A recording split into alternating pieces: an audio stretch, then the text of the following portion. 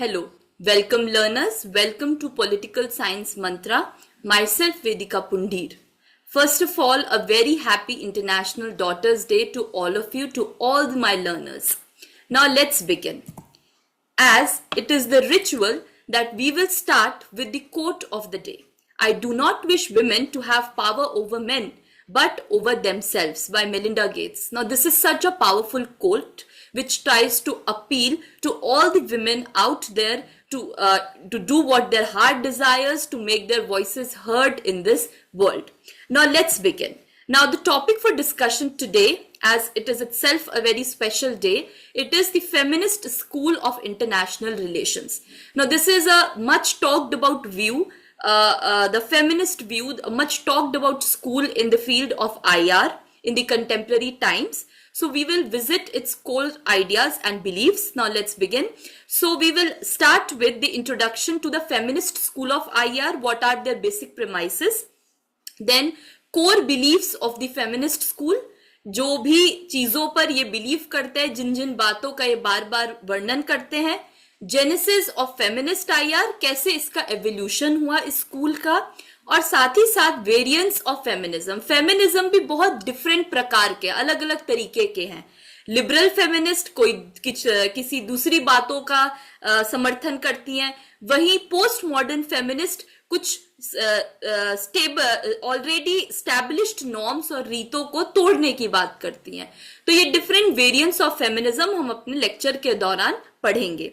Then last but not the least, it is the significant feminist scholars and their perspective. हमारे बीच में बहुत सारी ऐसी बहुत ही significant feminist scholars हैं जिन्होंने अपने perspective दिए हैं within the school of IR, और हम इस PPT को end करेंगे उनके important views के साथ.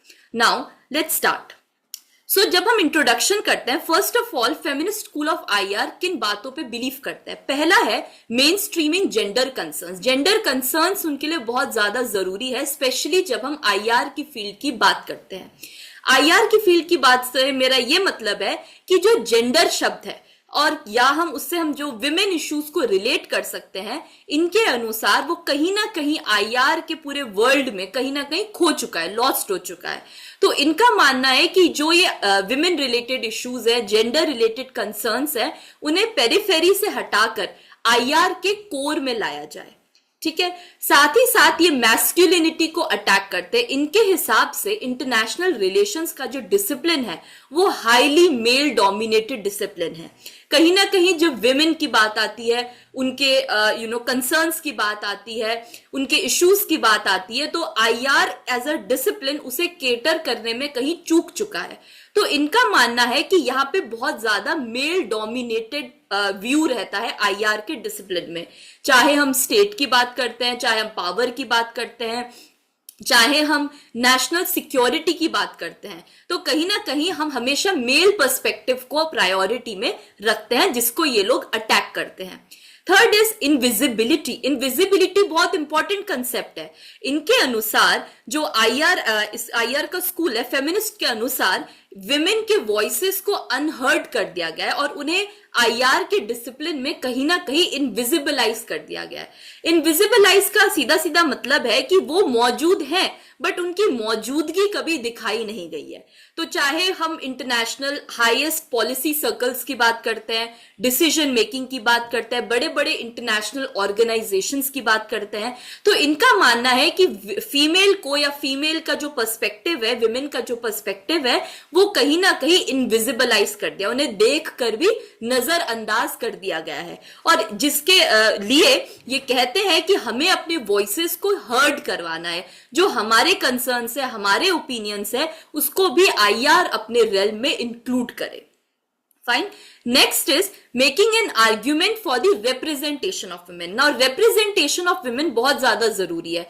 आज हम देखते हैं कि बहुत सारे हमारे अगर डोमेस्टिक पार्लियामेंट की बात देखें या फिर हम इंटरनेशनल स्तर पर भी देखें, जो विमेन का पार्टिसिपेशन है, जो परसेंटेज वैल्यू है, वो इतना हाई नहीं है जितना वो होना चाहिए according to their population ratio.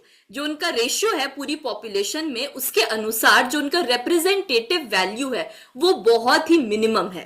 तो इनके अनुसार जो विमेन का रिप्रेजेंटेशन है वो इंस्टीट्यूशनल लेवल पे बढ़ना चाहिए, चाहे वो बड़े बड़े इंटरनेशनल ऑर्गेनाइजेशंस हैं, बड़े बड़े पॉलिसी सर्कल्स हैं, इंस्टीट्यूट्स हैं, या एनजीओज हैं, या कंपनीज हैं, नॉन स्टेट एक्टर्स हैं, वहां पे इंटरेस्ट ग्रुप्स है, प्रेशर ग्रुप्स है, वहां पे विमेन का रिप्रेजेंटेशन दिखना चाहिए, उसको बढ़ना चाहिए।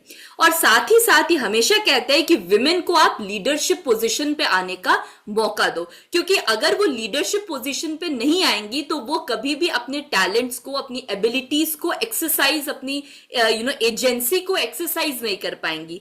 And if they do not do that, they will never be able to become the effective agents of change, कि वो चेंज ला सकती है, एक नए तरीके के व्यू को हमें, इंटरनेशनल व्यू दिखा सकती हैं। तो ये सारी बातों पे ये लोग बात करते हैं। साथ ही साथ वो इमेंसिपेटरी नॉलेज की बात करते हैं।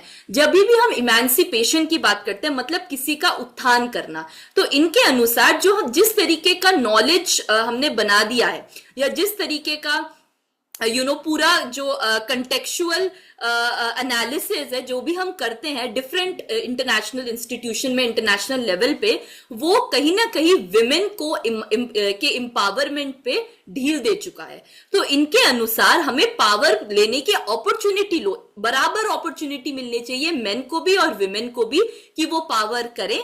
और इनके अनुसार जब पावर विमेन के हाथ में आती है, that is when they are actually empowered in the real sense, तभी वो एम्पावरमेंट की बात शुरू होती है। ठीक है, तो वो इमेंसिपेटरी नॉलेज क्रिएट करना, कि मतलब हम चाहे अपनी टेक्स्ट बुक्स की बात करें या जो भी हमारे पास लिटरेचर है, उसपे हम नॉलेज को इस तरीके से शेप करें कि वो विमेन के एम्पावरमेंट और इमेंसिपेशन में काम आए। Next is the sex gender debate. Now sex gender debate feminist circles में बहुत ही पुरानी डिबेट है, और बार बार इसका रीइटरेशन वो होता रहता है। इसका रीइटरेशन क्यों होता है? क्योंकि जब हम सेक्स और जेंडर की बात करते हैं तो दोनों फेमिनिस्ट के लिए एक समान नहीं है। Sex is the biological element, ठीक है, लेकिन जब हम जेंडर की बात करते हैं वो सोशली कंस्ट्रक्टेड है अकॉर्डिंग टू दी फेमिनिस्ट, की जेंडर इसके अनुसार जो आप विमेन को रोल देते हो, जिस तरीके के विमेन को आप उसकी इमेज क्रिएट करते हो, वो सोशली कंस्ट्रक्टेड नॉलेज पर बेस्ड है। और उसको चेंज करना क्यों जरूरी है? क्योंकि जिस तरीके के एनवायरमेंट में हम रह रहे हैं that is highly dominated by patriarchy. Patriarchy मतलब पितृसत्ता समाज, ठीक है। और ऐसे समाज में, इस तरीके के एनवायरनमेंट में विमेन का कंटिन्यूअस सबऑर्डिनेशन होता रहता है, कंटिन्यूअस एक्सप्लॉइटेशन होता रहता है। तो ये सेक्स जेंडर डिबेट को बार बार एड्रेस करती हैं। क्यों करती है? क्योंकि इनके अनुसार जो भी हमने सोशली कंस्ट्रक्टेड जेंडर रोल्स बनाए हैं, अब समय आ गया है उनको बदलने का। ये जरूरी नहीं है कि घर का डोमेस्टिक काम विमेन ही करे और पब्लिक स्फीयर में मेन ही पार्टिसिपेट करे, क्योंकि ये चीज हमने अपने सोसाइटी में इतनी डीपली इम्बेड कर दी गई है over a period of time. हमारे जो चिल्ड्रन है, हमारी जो आने वाली जनरेशन है, वो भी उसी चीज को कंटिन्यूअस विटनेस कर रही है, और इस तरीके के स्टीरियोटिपिकल इमेजेस उनके दिमाग में बन रही है। तो इस चीज को अटैक करती है feminist. Next is the gender sensitive lens. इनके अनुसार हमें जेंडर सेंसिटिव लेंस लेना बहुत जरूरी है। जेंडर सेंसिटिव लेंस का बेसिक सिंपल मतलब ये है कि जब भी हम किसी भी वर्ल्ड के इश्यूज को देखते हैं, वर्ल्ड पॉलिटिक्स को देखते हैं, इंटरनेशनल एरिना को देखते हैं, तो हमेशा हमें जेंडर का चश्मा हमेशा पहनना जरूरी है, क्योंकि तभी हम विमेन के रियल कंसर्न्स को समझ सकते हैं। हम ये समझ पाएंगे कि विमेन के लिए किस तरीके का वर्ल्ड शेप किया गया है, and this world that has been effectively shaped, it is a highly masculine world. और जिस तरीके के रियलिस्ट वर्ल्ड की हम बात करते हैं, यहां पे आपका ये मैस्कुलिन वर्ल्ड है, क्योंकि यहां पर मेल डोमिनेटेड वैल्यूज बहुत ज्यादा डीपली रूटेड है हमारी सोसाइटी में। और देयरफॉर वो बोलती है कि हमें bottom view up of politics को देखना बहुत ज्यादा जरूरी है। जब हम टॉप डाउन व्यू देखते हैं तो टॉप डाउन व्यू में हम स्टेट को सेंटर पे रखते हैं, और फिर हम नीचे की तरफ देखते हैं डिफरेंट डोमेस्टिक इंस्टीट्यूशंस की तरफ, ठीक है। लेकिन जो ये स्टेट है ये इटसेल्फ मैस्कुलिन पे डोमिनेटेड है, मेल डोमिनेटेड है, तो हम नीचे कभी रियल कंसर्न्स विमेन की नहीं देख पाएंगे। इसीलिए फेमिनिस्ट के अनुसार हमें बॉटम अप व्यू देखना है, हमें नीचे से इंडिविजुअल से शुरू करना है। अगर आप ह्यूमन की सिक्योरिटी ही गारंटी नहीं कर सकते, विमेन के लिए एक सेफ वर्ल्ड क्रिएट नहीं कर सकते, एक सेफ एनवायरमेंट नहीं क्रिएट कर सकते, या ऐसा इनेबलिंग एनवायरमेंट नहीं क्रिएट कर सकते जहां पे वो अपनी अपॉर्चुनिटीज को पॉजिटिवली एक्सरसाइज करे, then there is no use of a realist world, there is no use of having high military strength और वेपनरी और न्यूक्लियर पावर। वो सारी चीजें धरी की धरी रह जाएंगी अगर आपने जो असली रियल कंसर्न्स है ह्यूमन सिक्योरिटी के, इमेंसिपेशन के, उनको एड्रेस नहीं करी। और इसीलिए बार बार जब जो रियलिस्ट कहते हैं वॉर जरूरी है, एक कांस्टेंट स्टेट ऑफ वॉरफेयर हमेशा इंटरनेशनल एरिना और इसका माहौल बना रहता है, और नेशनल इंटरेस्ट है हमारे स्टेट को सिक्योर करना, जो हमारे स्टेट को जरूरी है, बार बार फेमिनिस्ट इन आइडियाज को अटैक करती हैं, क्योंकि इनके अनुसार वॉर और नेशनल इंटरेस्ट को भी हमें दूसरे जेंडर के चश्मे से देखने की जरूरत है। अब हम आगे बढ़ते हैं। ये एक शॉर्ट पिक्चर है जिसमें मैंने थ्री इंपॉर्टेंट कंसेप्ट्स को अंडरलाइन किया है, जेंडर एंड पेट्रियार्की। यही फेमिनिस्ट आईआर का बेसिक पॉइंट है या पिलर्स है, gender and patriarchy. Non traditional security, अब हम वो ट्रेडिशनल सिक्योरिटी, मिलिट्री सिक्योरिटी की बात नहीं कर रहे हैं, अब हमें उसके बियॉन्ड देखना है, जहां हम ह्यूमन सिक्योरिटी की बात करें, जहां हम रियल लाइफ जो ह्यूमन कंसर्न्स हैं या ह्यूमन इश्यूज हैं उनको एड्रेस करें, चाहे वो क्लाइमेट प्रॉब्लम हो, रेफ्यूजी प्रॉब्लम हो, माइग्रेंट प्रॉब्लम हो, या फिर कोई भी तरीके के इंडिविजुअल से रिलेटेड इश्यूज है, अब हमें वो एड्रेस करने की जरूरत है। And gendering war, because war को हमेशा मेल से जोड़ा जाता है, जो वॉर का नेचर है, जिस तरीके का वॉर फाइट किया जाता है, वॉरफेयर को आप मैस्कुलिन कैरेक्टरिस्टिक से हमेशा जोड़ते हो। लेकिन फेमिनिस्ट के अनुसार अब यह समय आ गया है कि हम वॉर की परिभाषा को बदलने की कोशिश करें, या एटलीस्ट उसे एक दूसरे नजरिए से देखने की कोशिश करें। आगे बढ़ते हैं। कोर बिलीफ्स ऑफ फेमिनिज्म, अब मैं इसको बार बार रिपीट नहीं करूंगी, but I will just go through it. तो पहली बात इनका मानना है कि जो हमारी मेन स्ट्रीम आईआर थियोरिस्ट है, जिसे हम actually the first great debate बोलते हैं रियलिस्ट और लिबरल्स के बीच में, तो यहां पर ये कहते हैं कि जो ये मेन स्ट्रीम थियोरीज है ये बहुत ज्यादा स्टेट सेंट्रिक है, हमेशा स्टेट के अराउंड ही रिवॉल्व करती है, जिसकी वजह से जो विमेन के कंसर्न्स है, विमेन के रोल्स है, विमेन का जो कॉन्ट्रीब्यूशन है वो इनविजिबलाइज कर दिया जाता है। विमेन को तो आप कहीं भी मुद्दे में रखते ही नहीं हो, आप हमेशा male dominated state centric world की बात करते हैं।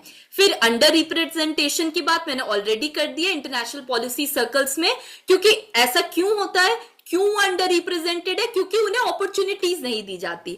अपॉर्चुनिटीज क्यों नहीं दी जाती, क्योंकि ऐसा हाईली डोमिनेट हेजेमोनिक व्यू है, ऐसा मानना होता है कि women lack rationality and they have inherent weakness, कि विमेन कमजोर होती हैं, डोसाइल होती हैं, बहुत ही अबला नारी वाला जो कंसेप्ट है वैसा माना जाता है, और उनके अंदर सूझबूझ करने की, लॉजिकल थिंकिंग करने की, क्रिटिकल एनालिसिस करने की क्षमता नहीं होती, जिसकी वजह से उन्हें हाई लीडरशिप पोजीशंस नहीं दी जाती हैं।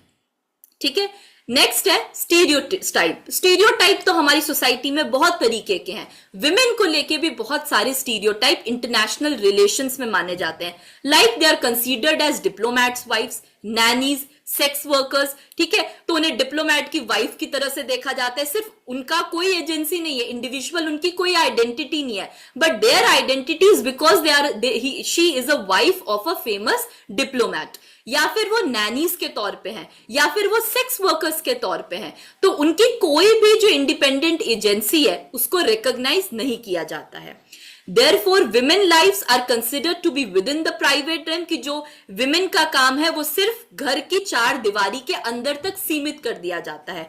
इसीलिए क्यों माना, और इसकी वजह से भी क्या होता है कहीं ना कहीं, क्योंकि ऐसा हमने ऑलरेडी अज्यूम कर लिया है कि men have no participation in the private realm, in the domestic affairs, उनका काम तो पब्लिक रेल्म में होता है, और विमेन का काम हमेशा हाउस होल्ड के अंदर होता है, जिसकी वजह से उन्हें डबल बर्डन झेलना पड़ता है। डबल बर्डन किसका, एक तो अपने घर के कामकाज का, मतलब अपने हाउस होल्ड को संभालने का, और दूसरा बर्डन होता है आपका पब्लिक रेल में पार्टिसिपेशन का।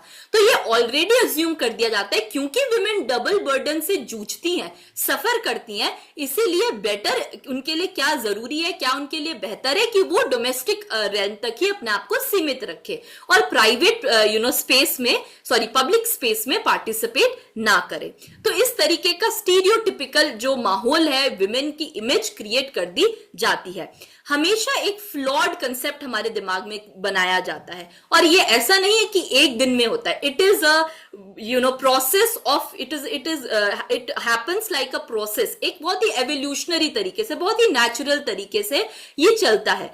रियल मैन क्या है और रियल विमेन क्या है और फिर इनके आपस में क्या रिलेशन है।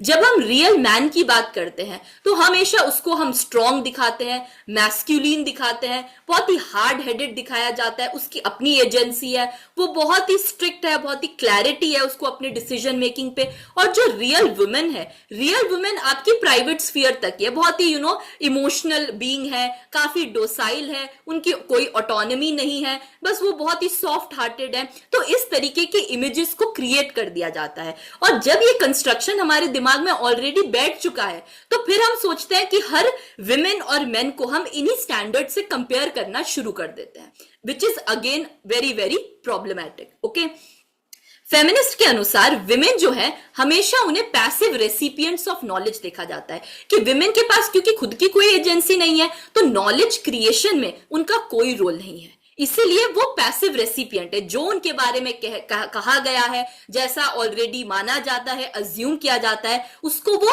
बहुत ही सिंपली एक्सेप्ट कर लेती हैं विदाउट एनी कॉन्फ्लिक्ट। ठीक है, तो जो हमेशा ये बहुत ही फ्लॉड तरीका है जिसको एक्चुअली जो पोस्ट मॉडर्न फेमिनिस्ट है इसे डीकंस्ट्रक्ट करती है कि ये गलत है। इसीलिए तो जरूरी है कि हम नॉलेज को अनलर्न करें, जो भी हमने चीजें लर्न करी है उसको हम अनलर्न करने का समय आ चुका है। क्यों आ चुका है? क्योंकि जिस तरीके का जो नॉलेज है, जिस तरीके का ज्ञान हमने बना दिया गया है, बनाया है महिलाओं के इर्द गिर्द, उसको तोड़ने की जरूरत है। उस जो बबल को तोड़ के नई तरीके की नॉलेज बनाने की जरूरत है जहां पे विमेन को एज ए एम्पावर्ड बीइंग दिखाया गया है।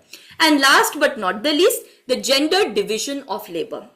ये भी एक बहुत ही कॉमन चीज है, स्पेशली जब इंडस्ट्रियलाइजेशन शुरू हो चुका था तो बहुत ही स्ट्रिक्ट डिविजन ऑफ रोल्स हो चुके थे कि विमेन का जो काम है वो प्राइवेट रेल में तो है ही, लेकिन अगर वो फैक्ट्रीज में या पब्लिक रेल में पार्टिसिपेट करती हैं तो जो उनका, क्योंकि उनके जो लेबर है उसको चीप लेबर माना जाता है, तो हमेशा उनको इसमें डिस्क्रिमिनेटरी बिहेवियर को झेलना पड़ता है, चाहे वो सैलरीज की बात हो, चाहे वो प्रमोशंस की बात हो, चाहे उनके काम की बात हो, तो हमेशा इनको डिस्क्रिमिनेशन फेस करना पड़ता है in comparison to a male क्योंकि बहुत ही हार्ड हेडेड है तो ज्यादा सैलरी डिजर्व करता है। ये पहले से चला आ रहा है और आज के कंटेम्परेरी टाइम्स में भी हमने कई बार देखा है, कहीं इंसिडेंसेस पे ये चीज बाहर आई है कि many women who are actually working in the big corporate offices, even though they are holding leadership positions, they tend to face a lot of discrimination in terms of the salaries, their promotions and everything। ठीक है, तो इस तरीके का जो gender division of labour है, क्योंकि women का लेबर चीप लेबर है, मेल का जो लेबर है वो बहुत ही इंपॉर्टेंट लेबर है, उसको हम we have to pay him well. तो इस तरीके के जो नोशंस है उनसे हमें आगे बढ़ने की जरूरत है because they are contributing to women subordination. आगे बढ़ते हैं। इसीलिए from time to time feminist ने कुछ चीजों को एडवोकेट किया है, मतलब फेमिनिस्ट बार बार उन चीजों की बात करती हैं। वो क्या है? पहली बात तो कहती हैं कि जो फीमेल है उन्हें हमेशा मौका मिलना चाहिए पार्टिसिपेटरी रोल्स का, कि उन्हें अपॉर्चुनिटीज देनी चाहिए पार्टिसिपेटरी रोल्स में वो रहें और जिसकी वजह से उनका रिप्रेजेंटेशन बढ़ेगा।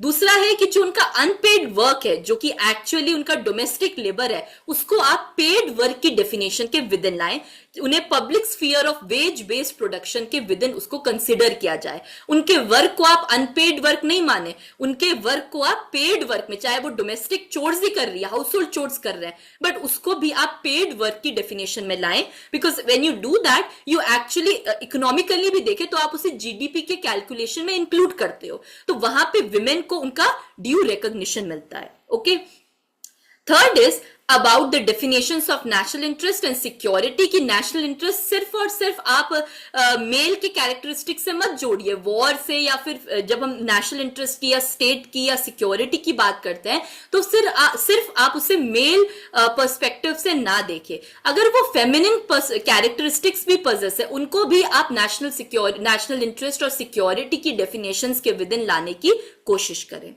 Fourth is the addressing the intersectionality debate. अभी हम इसको जो ये डिबेट है उसे हम पोस्ट कॉलोनियल फेमिनिज्म में एड्रेस करेंगे, बट एक शॉर्ट में बताने के लिए जो नॉन वेस्टर्न विमेन है जो कि ग्लोबल साउथ से बिलोंग करती हैं, उनका मानना है कि हम लोग सिर्फ because of our gender or sex we are not facing discrimination, but there are overlapping identities of race, caste and what not। तो ये सारी चीजों को मिलके आप एक तरीके से इंटरसेक्शनैलिटी, उनकी कॉम्प्लेक्स आइडेंटिटी क्रिएट हो जाती है।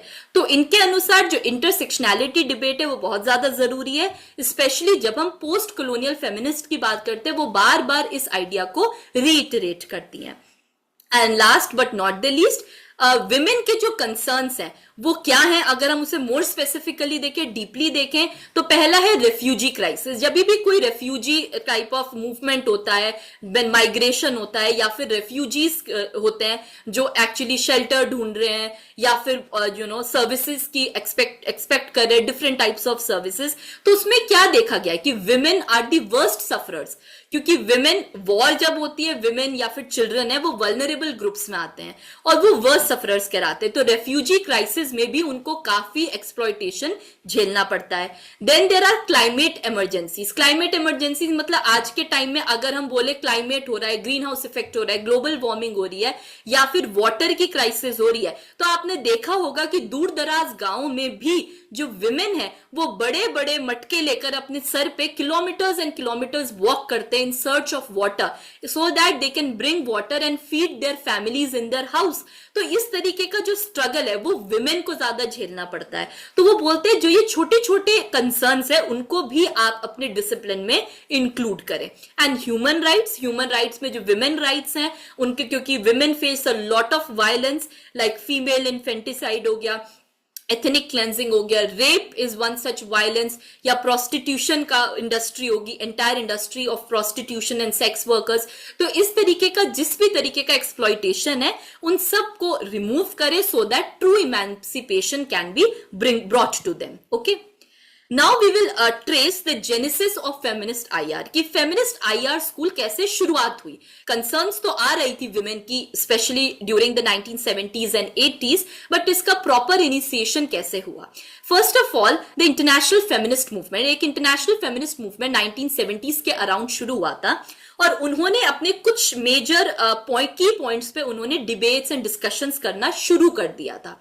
ये मेन डिबेट्स थे आपके जेंडर और डेवलपमेंट से रिलेटेड, जो लेटर यूनाइटेड नेशंस ने भी decade for women, that was a period of 1975 to 85 शुरू किया था।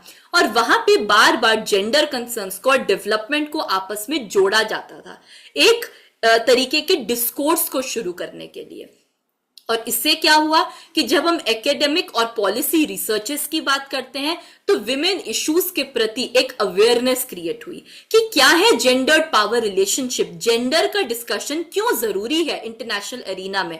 ये कोई ऐसा टॉपिक नहीं है जिसे हम डोमेस्टिक स्टेट्स पे छोड़ दें, these are the local affairs. No, these are not the local affairs, rather these are the part of the international policy making and decision taking.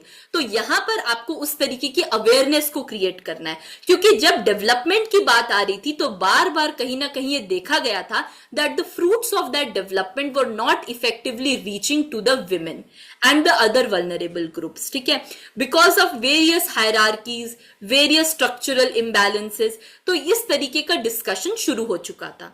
Then of course 1970s में देतांत का period शुरू हो चुका था, that was the cooling of period in the cold war. और साथ ही साथ जब कोल्ड वॉर का अंतिम एंड हुआ, जब समाप्त हुआ 1991 के around, when USSR finally collapsed, तो यहां पर बहुत सारे इश्यूज में, पूरा डिस्कोर्सेस में बदलाव दिख रहा था। कुछ ऐसे इश्यूज जो अब तक कभी मेंशन करे नहीं गए थे पहले, अब उनकी बार बार बात आ रही थी। One such issue was related to human security. Non state actors, environment, NGOs, globalisation, ये सारे फिनोमेनास उस टाइम पर शुरू हो चुके थे। और साथ ही साथ इसमें भी within these different issues gender also as a category caught the world side. लोग जेंडर के बारे में बात करने की, why women empowerment is actually important, why we are not able to address the issues and concerns related to women.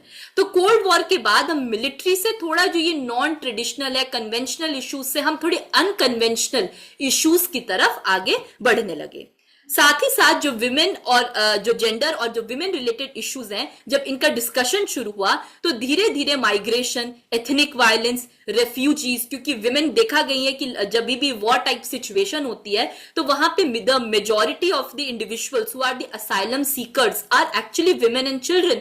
तो women की उसमें एक्चुअली मेजॉरिटी है। तो ये एक तरीके से कंसोलिडेटेड एफर्ट्स और एक डिसीजन मेकिंग हुई कि इंटरनेशनल कम्युनिटी को इन सारे कंसर्न्स को एड्रेस करना जरूरी है। ठीक है, धीरे धीरे एक तरीके का नेचुरल प्रोग्रेशन भी हुआ, क्योंकि जो फेमिनिस्ट राइटर्स थे, स्कॉलर्स थे, उन्होंने इंपॉर्टेंट क्वेश्चंस वो रेज करने लगे in the discipline of IR which was considered to be highly male dominated. और फिर उन्होंने, जैसे स्टेट की बात है, सेक्सुअल डिविजन ऑफ लेबर की बात है, पॉलिसीज एंड इंस्टीट्यूशंस में विमेन के अंडर रिप्रेजेंटेशन की बात है, इन सारे इश्यूज को जो फेमिनिस्ट स्कॉलर्स हैं वो आईआर के मेन स्ट्रीम डिस्कोर्सेज में लाने उन्होंने शुरू कर दिए। Last but not the least was the increasing presence of women. Women को भी प्रेजेंस बढ़ने लगी, क्योंकि उन्हें जैसे एजेंसी मिलने लगी, उन्हें रिकॉग्निशन मिलने लगी। तो एज पॉलिटिकल एक्टर्स वो पार्टिसिपेशन उनका बढ़ गया, उनके जेंडर रोल्स को रीडिफाइन किया गया। तो विमेन पार्टिसिपेशन हम इस टाइम पे देखते हैं कि बहुत सारे जो एनजीओज हैं वो शुरू हुए थे, जिसमें major leaders were women, major individuals were also participating in these NGOs, in these IGOs were led by women, क्योंकि विमेन अपने छोटे छोटे लोकल कंसर्न्स को आपस में जोड़कर, मिलाकर, सारी women community they were trying to provide effective solution to all these problems. ठीक है, आगे हम बढ़ते हैं variants of feminism. Feminism is a very broad ideology, और इस आइडियोलॉजी में डिफरेंट डिफरेंट फैसेट्स हैं। डिफरेंट फेमिनिस्ट हैं, अलग अलग तरीके के फेमिनिस्ट डिफरेंट इश्यूज को एड्रेस करने की कोशिश करते हैं। ये डिफरेंट स्कूल्स हैं, वेरिएंट्स हैं within the ideology of feminism, जो मैंने मेंशन किया है। And now we will address each one of them in detail. First is liberal feminist. जब हम लिबरल फेमिनिस्ट की बात करते हैं तो क्योंकि वो लिबरल स्कूल से इंस्पायर्ड है, तो वो हमेशा फ्रीडम, इक्वालिटी, पार्टिसिपेशन, इन सारी या लीगल रिफॉर्म्स या पॉलिटिकल रिफॉर्म्स की बात करती है। लिबरल फेमिनिस्ट के अनुसार विमेन का एम्पावरमेंट तब हो सकता है जब वो की इंटरनेशनल इंस्टीट्यूशंस एंड ऑर्गेनाइजेशंस में पार्टिसिपेट करें, लीगल रिफॉर्मेशंस हो, जो भी इनइक्वालिटीज वो फेस करती है उन्हें लीगली रिमूव किया जाए, ताकि उनके लिए एक जेंडर इक्विटेबल एनवायरनमेंट बने। साथ ही साथ वो कहती हैं कि विमेन तब इमेंसिपेट होंगी when you allow them to hold power positions, also perform the leadership roles, and in this manner we will be able to eliminate gender hierarchies and inequality। जिस भी तरीके के भेदभाव हैं, जिस भी तरीके की inequalities है, इन सारी inequalities को हम रिमूव कर सकते हैं इन सारे ऑप्शंस, ऑल्टरनेटिव्स को चूज करके। लेकिन with in the liberal feminist बाद में पोस्ट लिबरल फेमिनिस्ट भी आई। इन्होंने बोला कि जो लिबरल फेमिनिस्ट बार बार बात कर रही है कि आप इंटरनेशनल इंस्टीट्यूशंस में पार्टिसिपेट करिए, की ऑर्गेनाइजेशंस में अपना योगदान दीजिए, तो या की पावर पोजीशंस को होल्ड करिए। तो पोस्ट लिबरल फेमिनिस्ट के अनुसार जब ये स्ट्रक्चर्स ही इतने ज्यादा रिजिड हैं, जब ये स्ट्रक्चर्स ही इतने अनइक्वल हैं, तो कैसे हम विमेन को मोटिवेट कर सकते हैं इन सारे इंस्टीट्यूशंस में पार्टिसिपेट करने के लिए, क्योंकि ये टारगेट करती है इन जेंडर स्ट्रक्चर्स को, कि जो ये जेंडर अनइक्वल है इंस्टीट्यूशनल स्ट्रक्चर्स, तो यहाँ पे जेंडर रोल्स बहुत ही डीपली एम्बेडेड हैं। तो अगर विमेन इन इंस्टीट्यूशंस में पार्टिसिपेट भी करेंगी, फिर भी उनका रियल इमेंसिपेशन नहीं हो पाएगा। Second school is post modern feminist. ये आउट ऑफ बॉक्स थिंकिंग करती हैं। इनका कहना है कि अगर हमें विमेन इश्यूज को आइडेंटिफाई करना है, उन्हें एड्रेस करना है, तो सबसे ज्यादा जरूरी है हम नॉलेज पावर के जो नेक्सस है उसको अंडरस्टैंड करें, इन्वेस्टिगेट करें। इनके हिसाब से जब हम नॉलेज क्रिएट करते हैं, साथ ही साथ आप किसी एक एंटिटी को पावर भी गेन करने का मौका देते हैं। इनके अनुसार किसने ये पूरा नॉलेज बनाई है कि विमेन को ऐसा ही बिहेव करना है, विमेन को ऐसा ही एक्शन परफॉर्म करना है, इसका मतलब कि जिन लोगों ने भी ये ज्ञान बनाया है, ये नॉलेज बनाई है, वो अपने आप में फ्लॉड है। और जब ये नॉलेज को क्रिएट किया गया तो हमने क्या क्या किया है, हमने इन सारी एंटिटीज को पावर दे दी है, पावर दे दी है कि वो हमारे रूल्स को डिटरमाइन करें, हमारे लाइफ को गाइड करें, या विमेन की एक अपने हिसाब से इमेज क्रिएट करें। तो पोस्ट मॉडर्न फेमिनिस्ट के अनुसार हमें नॉलेज को कंस्ट्रक्ट करना है, पहले डिस्ट्रॉय करना है, डीकंस्ट्रक्ट करना है जो स्टैब्लिश नॉलेज है, और नई नॉलेज को रिकंस्ट्रक्ट करना है, क्योंकि इससे हम मीनिंग्स को रीडिफाइन कर सकते हैं। कि अगर हम फेमिनिन कैरेक्टरिस्टिक्स की बात करते हैं तो हमेशा उसे मैस्कुलिन कैरेक्टरिस्टिक्स के सामने कम क्यों आंका जाता है? क्योंकि हमारी नॉलेज, हमारे टेक्स्ट, हमारी नॉलेज इस तरीके की है, तो हमें इन सारी चीजों को तोड़कर आगे बढ़ना है। इनके अनुसार main shape IR and IR shape main. International relations का जो एरिना है उसने उस पूरे रिलेशन को, उस पूरे एक्टर्स को वो क्या रोल करेंगे, परफॉर्म करेंगे, वो सारा मेन ने डिसाइड किया है, मेन ने उसके डिसीजंस लिए हैं, और अकॉर्डिंगली ऐसे ही आईआर ने भी मेन को शेप कर दिया है। तो इनके बीच में एक मतलब दोनों के बीच में एक ऐसे इस तरीके का रिलेशन डेवलप हो चुका है। तो देयरफॉर इनके अनुसार जो मैस्कुलिनिटी हमारे टेक्स्ट में इतनी इंबेडेड है, इनकी इंटरप्रिटेशंस में, कि हमारा जो नॉलेज है उसकी सैचुरेशन हो चुकी है कि अब हम इसके बियॉन्ड कुछ सोच नहीं पा रहे हैं। ये बहुत डीप बात करते हैं पोस्ट मॉडर्न फेमिनिस्ट कि हमारी नॉलेज ही ऐसी हो चुकी है कि हमारे दिमाग में इतना नॉलेज को कंपार्टमेंटलाइज कर दिया गया है कि इसके बियॉन्ड सोचने की हम कोशिश ही नहीं कर पा रहे, हम सोच ही नहीं पा रहे हैं।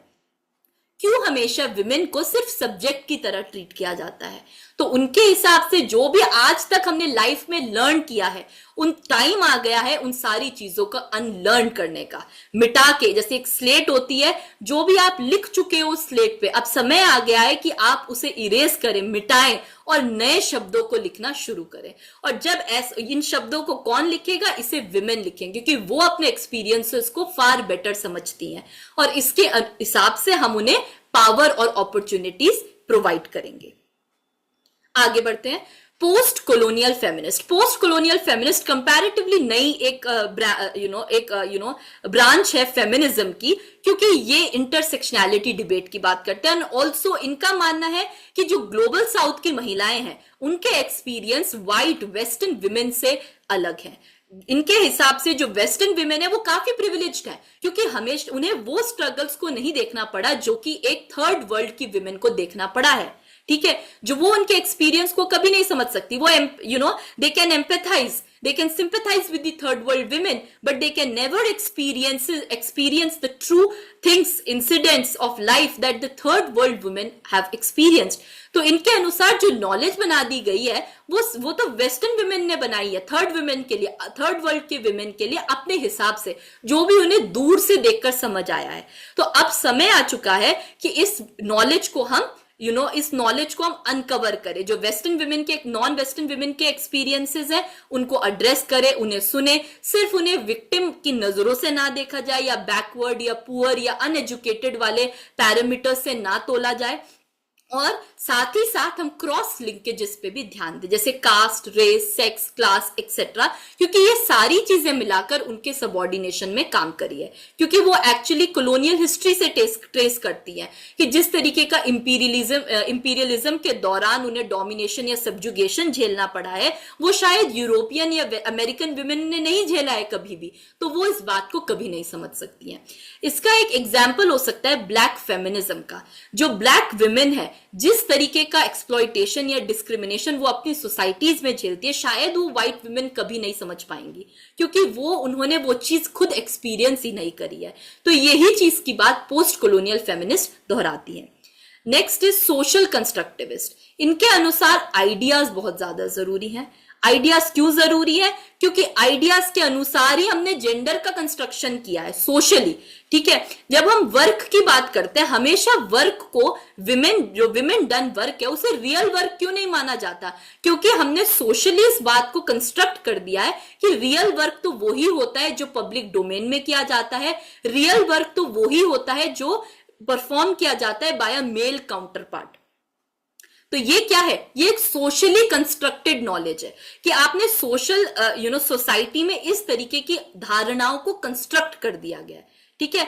साथ ही साथ इनका मानना है कि जेंडर आइडेंटिटी बहुत ज्यादा जरूरी है, क्योंकि और अब ये टाइम आ चुका है कि हम इन सोसाइटियल नॉर्म्स को ट्रांसफॉर्म करें, पावर रिलेशंस को ट्रांसफॉर्म करें, अगर एक्चुअली में हमें विमेन के लिए ट्रू इक्वालिटी लानी है, ठीक है। तो आइडिया जरूरी है और साथ साथ आइडियाज को कैसे हम शेप और रीशेप करते हैं विमेन या जेंडर के डायमेंशन को, आइडेंटिटी को समझने के लिए।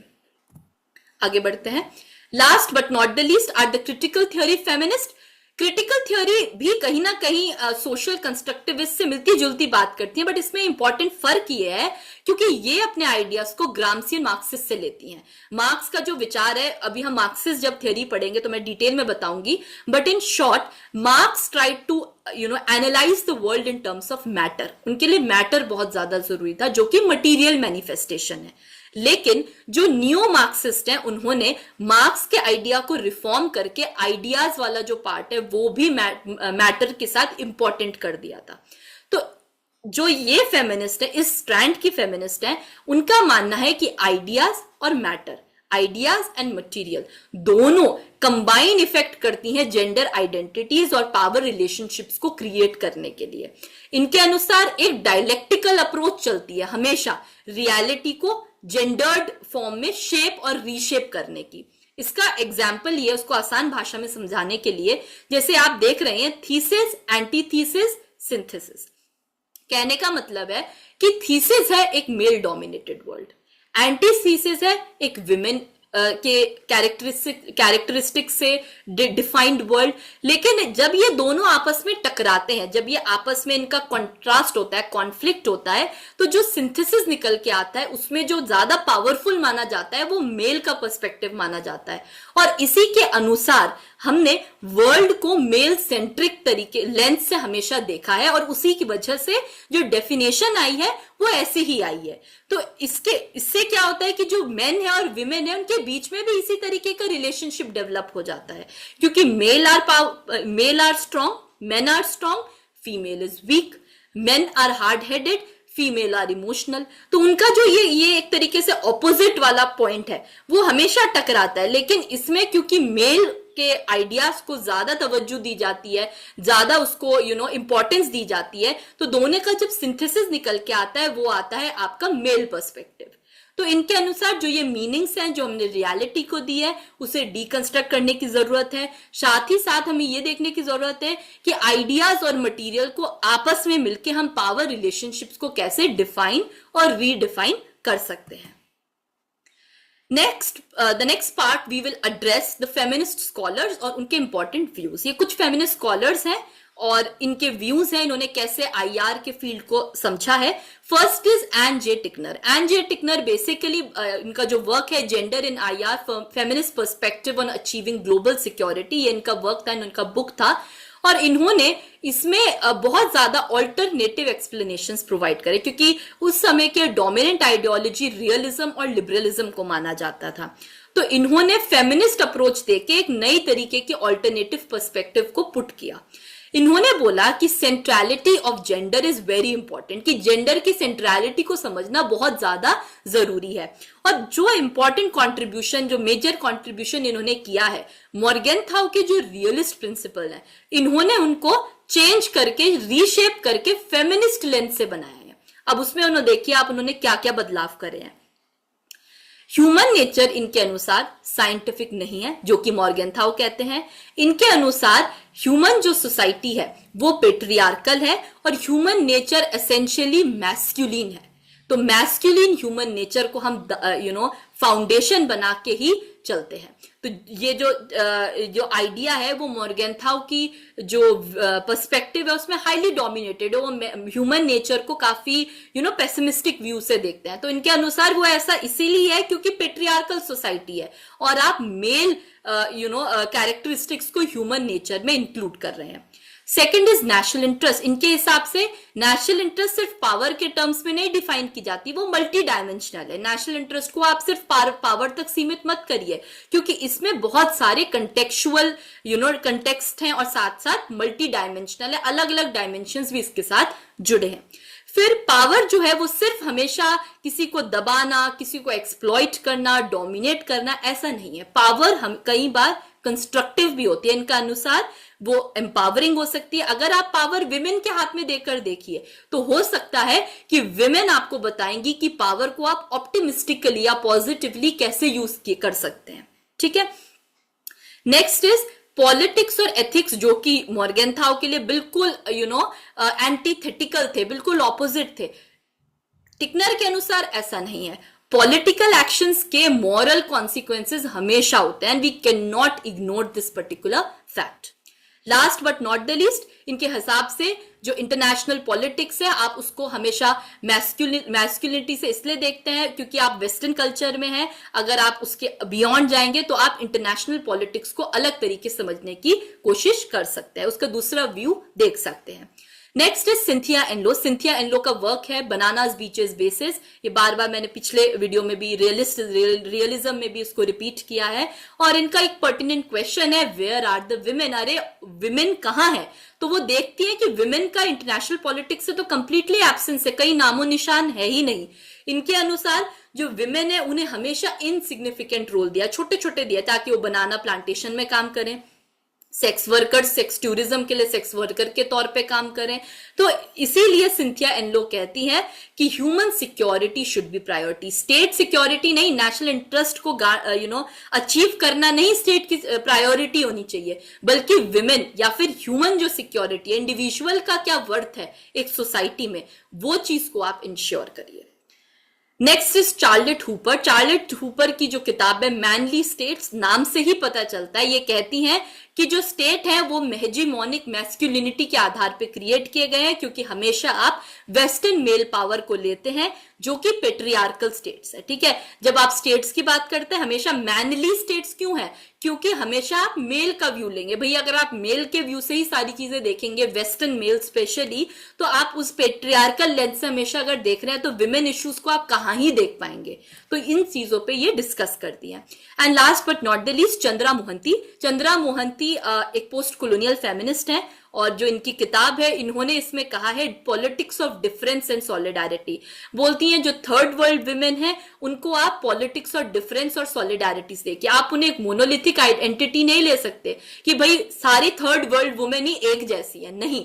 African women can have different issues than a woman who is living in an Asian society, Asian, African, Latin American, Caribbean। तो अलग अलग जो ग्लोबल साउथ में भी जो डिफरेंट एंटिटीज है उनकी डिफरेंट इश्यूज एंड कंसर्न्स हो सकते हैं। तो आप अपनी स्कॉलरशिप को और रिफाइन करिए, डाइवर्स करिए, ताकि इन सारे एक्सपीरियंसेस को आप ले सकें और सिर्फ ये मत कहिए कि जो थर्ड वर्ल्ड की विमेन है they are uneducated, they are poor, they are backward. उन्हें एक सिर्फ एक मोनोलिथिक एंटिटी के तौर पे मत देखिए, उनके डिफरेंसेस को रिकॉग्नाइज करिए और आपस में सॉलिडारिटी के साथ उनके कलेक्टिव एम्पावरमेंट के लिए काम करिए, बार बार चंद्रा मोहंती कहती हैं। तो फेमिनिस्ट जो है देखा है हमने अभी तक इन दिस एंटायर पीपीटी, वो हमेशा मिथ ऑफ प्रोटेक्शन कि भाई क्या है प्रोटेक्शन, स्टेट हमें प्रोटेक्ट करेगा, स्टेट का मतलब एक मेल सोल्जर हमें प्रोटेक्ट करेगा। तो ये क्या है? National security. अगर आप नेशनल सिक्योरिटी कर रहे हो लेकिन still you are not able to prevent rapes, you are not able to prevent military prostitution, you are not able to women को जो वॉर में सेक्सुअल इंस्ट्रूमेंट्स की तरह इस्तेमाल किया जाता है, अगर आप इन सारे मुद्दों पे नहीं काम कर पा रहे हो तो आपकी सिक्योरिटी कुछ नहीं है, आपका प्रोटेक्शन कुछ नहीं है, जो रियलिस्ट बार बार कहते हैं।